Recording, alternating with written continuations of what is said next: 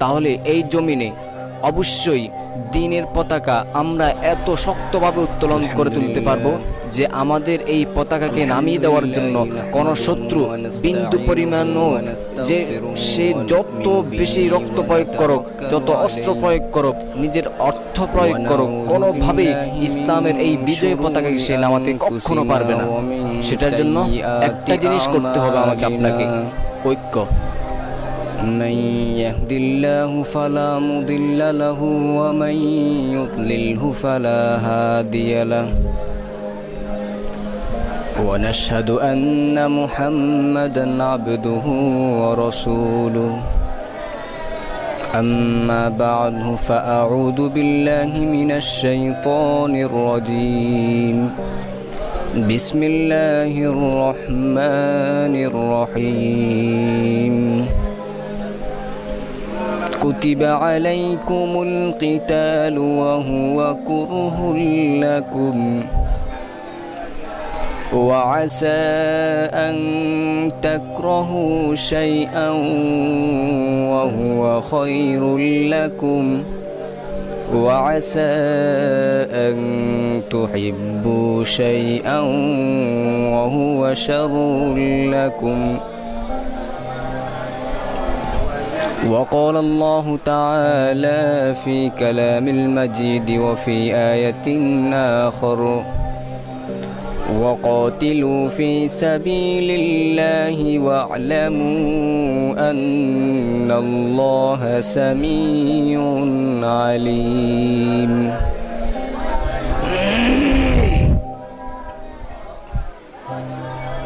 وقال الله تعالى في آية آخر أم حسبتم أن تدخلوا الجنة ولما يأتكم مثل الذين خلوا من قبلكم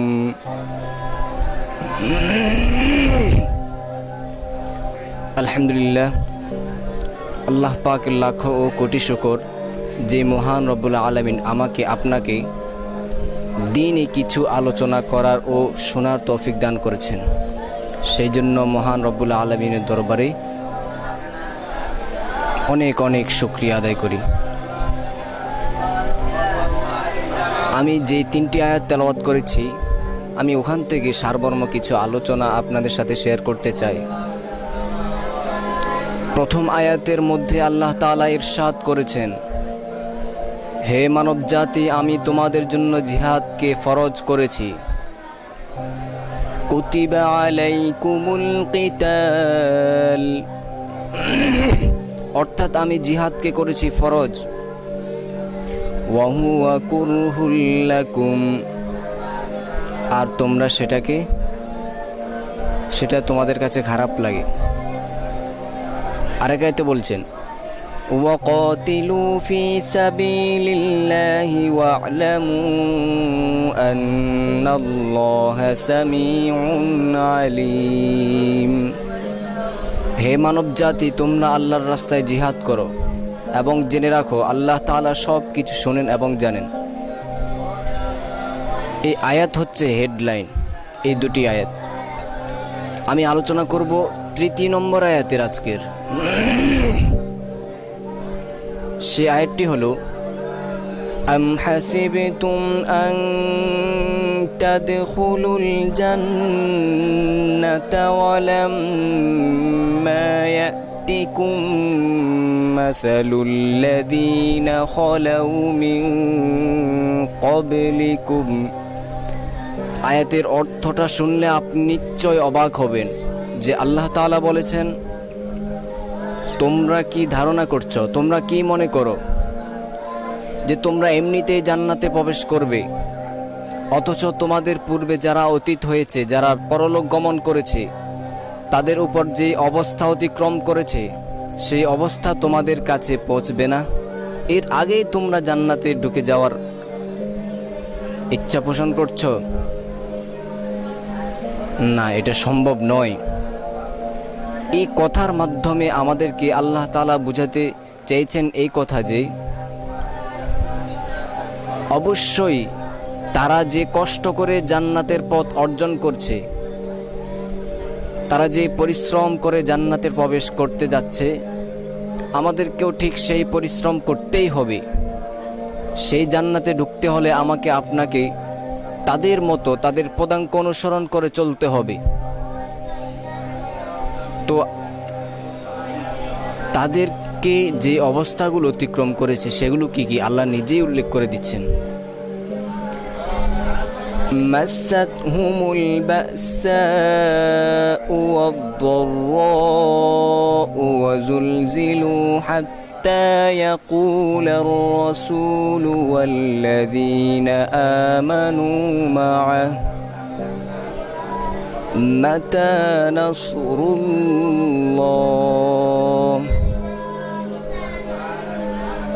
তাদের কাছে এসেছে বিপদ, কষ্ট, তারা শিহরিত হয়ে গেছে। এক পর্যায়ে তাদের যে ওই সময় যে নবী ছিল, নবী সহ তার সহপাঠী যারা ছিল, তারাও এই কথা বলতে বাধ্য হয়ে গেছে যে মাতা নাসরুল্লাহ, আল্লাহর সাহায্য কখন হবে। অর্থাৎ এমন পর্যায়ে চলে গেছে যে পর্যায়ে গেলে কষ্ট এত বেশি হয় যে এই কথাটা তাদের মুখ থেকে অটোমেটিকলি বের হয়ে যায়, একজন পয়গম্বর হওয়া সত্ত্বেও, যে আল্লাহর সাহায্য কখন হবে। তো আসুন, এখান থেকে আমি আর আপনি কি বুঝতে পারলাম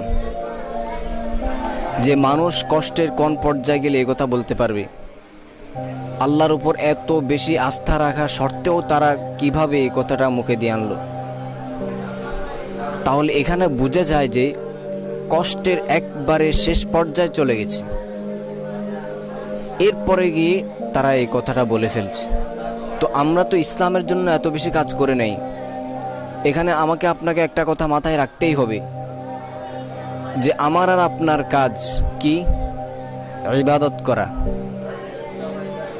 এবং আরেকটি কাজ, যেই কাজটা নবীগণ করে গেছেন, সেই কাজ এই উম্মতের উপর দায়িত্ব আরোপ করেছেন ওলামায়ে কেরামদের উপর।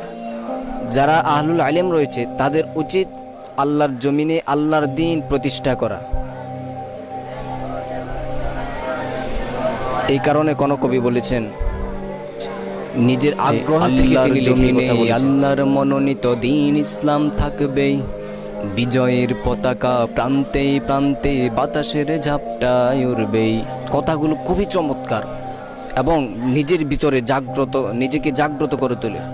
আল্লাহর জমিনে আল্লাহর মনোনীত দ্বীন ইসলাম থাকবেই, বিজয়ের পতাকা প্রান্তে প্রান্তে বাতাসের ঝাপটায় উড়বেই।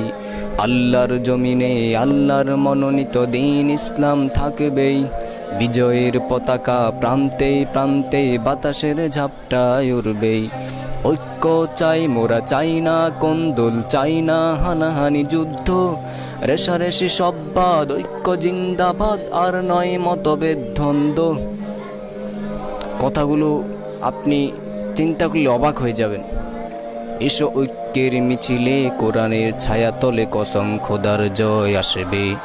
ঐক্যের মিছিলে, কোরআনের ছায়া তলে কসম খোদার জয় আসবে। বিজয়ের পতাকা প্রান্তে প্রান্তে বাতাসের ঝাপটায় উড়বে। এই কথাটা লেখার পিছে একটা জিনিস আপনি খেয়াল করবেন যে ঐক্যের একটা কথা বলেছে। আমরা গতকালকে একটা বিষয় আলোচনা করছি, আমাদের মাঝে এত বিরোধিতা কেন?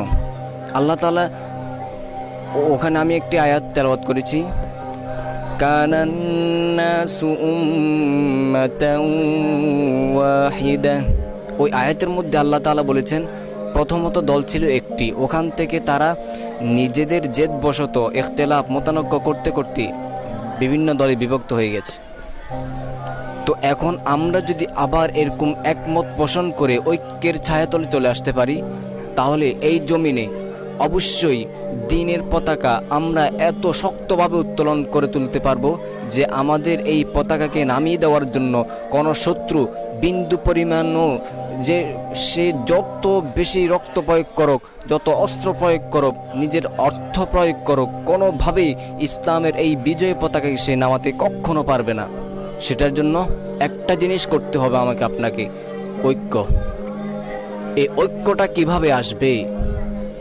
এই ঐক্যটা আমরা কোথায় পাব?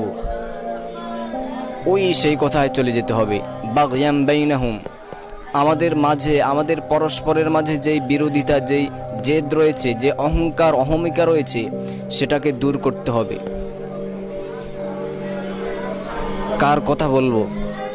আজকে বাংলাদেশে যারা হক্কানি আলেম হিসাবে চিহ্নিত, যারা দেওবন্দি আলেম রয়েছেন, তারা আমার প্রিয় ওস্তাদ, আমার প্রিয় শায়েখ, যাদের বিরুদ্ধে কথা বলার বিন্দু পরিমাণও যোগ্যতা আমার নেই, তারপরেও আজকে এই কথা আমি বলতে বাধ্য হয়েছি যে সারা বিশ্বের মুসলিম জাহানের মতো নির্যাতিত কোনো ধর্মের কোনো লোক নেই। যে ইসলাম ধর্মের লোকেরা যত নির্যাতিত হয়েছে, সেই পরিমাণ নির্যাতিত হয়েছে এমন প্রমাণ পাওয়া যাচ্ছে না। বিশ্বনবী মুহাম্মদুর রাসূলুল্লাহ সাল্লাল্লাহু আলাইহি ওয়াসাল্লাম যেই ধর্ম নিয়ে এই জমিনে পা রেখেছেন, যাকে মহান আল্লাহ তাআলা নির্বাচিত করেছেন শ্রেষ্ঠ নবী হিসেবে, যার পরে আর কোনো নবী আসবেই না, যিনি হলেন সর্বোচ্চ মর্যাদাশীল, তিনি যেই দিনকে এনেছেন অবশ্যই সেই দিনই হলো সর্বোচ্চ এবং শক্তিশালী, সর্বসম্মত এবং সর্বমহান দিন। সেটি হলো ইসলাম। এই ইসলাম ধর্ম হলো সর্বোচ্চ একটি ধর্ম, কিন্তু সর্বোচ্চ ধর্ম হওয়া সত্ত্বেও সেই ইসলাম ধর্মকে একেবারে মূল গোড়া কেটে দেওয়ার জন্য সারা পৃথিবীর খুঁটিনাটি যত ছোটোখাটো ধর্ম রয়েছে তারা উঠে পড়ে লেগেছে আমাদের ইসলাম ধর্মকে কিভাবে নিঃশেষ করা যায়। তো ভাইরা আমার, তাতারিরা যখন মুসলমানদের উপর হামলা করেছে, তখনও শিখ ধর্ম সহ আরও অন্যান্য ধর্মগুলো এভাবে গর্জে উঠেছে। আমাদের হিন্দুস্তানের মধ্যে তারা এত বেশি দখল করেছে যে মুসলমানরা যখন পাকিস্তান দ্বিখণ্ডিত হতে লাগলো, তাদের কাছে আত্মগোপন করার ছাড়া অন্য কোনো উপায় ছিল না।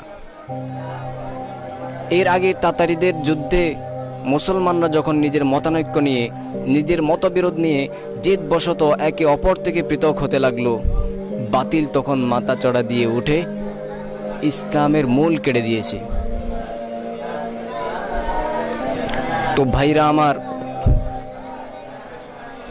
আমার আজকের মূল কথাটা আমি এই কথাই বলতে এসেছি যে আল্লাহ তাআলা বলেছেন, আম হাসিবতুম আন তাদখুলুল জান্নাতা ওয়ালাম্মা ইয়াতিকুম মাসালুল লাযীনা খালাউ মিন ক্বাবলিকুম, যে তোমরা কি মনে করেছো তোমরা জান্নাতে এমনিতেই প্রবেশ করবে? অথচ তোমাদের পূর্বে যারা অতীত হয়েছে তারা যেই কষ্টগুলো ভোগ করেছে ওগুলো তোমাদের কাছে পৌঁছবে না? ওগুলো কষ্ট বক্ষণ করা ছাড়া তোমরা জান্নাতে প্রবেশ করবে? তাহলে এই কথা দ্বারা আমরা স্পষ্ট বুঝতে পাচ্ছি যে আমাদেরকে ঘরে বসে থাকলে চলবে না, আমাদেরকে অবশ্যই মাঠে নেমে নিজের মাথা উঁচু করে চলতে হবে, তাহলেই কিন্তু জান্নাত অর্জন করতে পারবো। আজকে যারা জান্নাতের দোহাই দিয়ে, যারা ধর্মের দোহাই দিয়ে নিজেকে গুটিয়ে নিতে চাচ্ছে, নিজেকে গোপন করতে চাচ্ছে, নিজেকে চাচ্ছে একেবারে গোপন রেখে ইসলামের কিছু কিছু কাজ ছেড়ে দিয়ে অন্য কিছু কাজ করুক। অর্থাৎ এই কথা বলার আমার উদ্দেশ্য হচ্ছে এটা যে ইসলামের মধ্যে জিহাদ যে শব্দটা রয়েছে সেটাকে একেবারে নিঃশেষ করে দিয়েছে আমাদের মতো কিছু ওলামায়ে কেরাম। আমাদের এই দোষের কারণে হয়েছে। এই সম্পর্কে ইনশাআল্লাহ আমরা আরেকটা আলোচনায় আপনাদের সাথে শেয়ার করব। আমাদের সাথে থাকবেন। আসসালামু আলাইকুম ওয়া রাহমাতুল্লাহি ওয়া বারাকাতুহু।